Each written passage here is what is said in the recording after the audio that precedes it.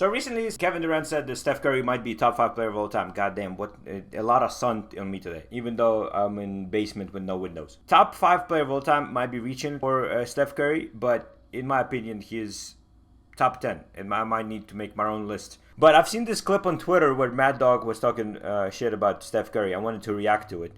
And provide my own opinion. So let's get into it, bro. How do I make him top 5 ever when I got Kareem, Wilton, Russell, and LeBron and Jordan? That's 5 right there. I didn't give you Magic. I didn't give you Bird. I didn't give you Duncan. I didn't give you Shaq. I mean, how in the world could he be top 5? He's not even better than Durant. Excuse me? Excuse me? Not even better than... He won a chip before Durant. He won a chip after Durant. Maybe a little bit more talented. But he's not better all time. Durant in the top 10. Listen, he's a nice shooter. Nobody's arguing with that.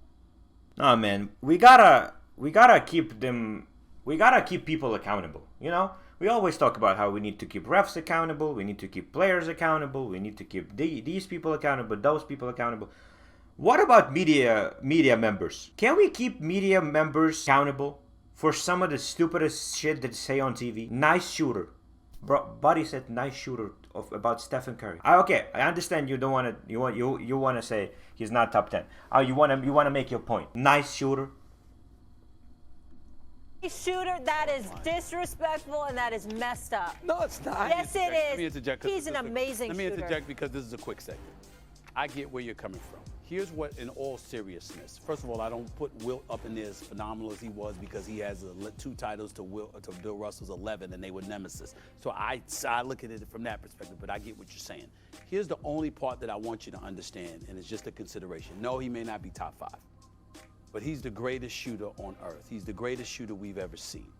When you consider his range, how you have to guard him from the time he steps past half court, and a defense has to put its head on a swivel.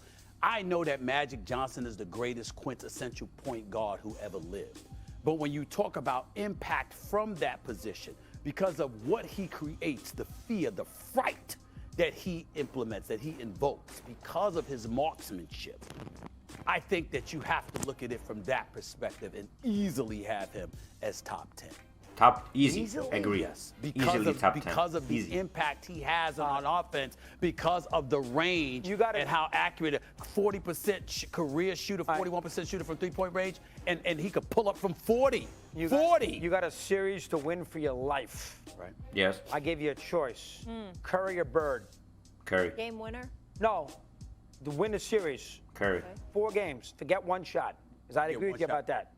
Okay, you know what? You got to take Bird. I'm going to tell you what I say all the time.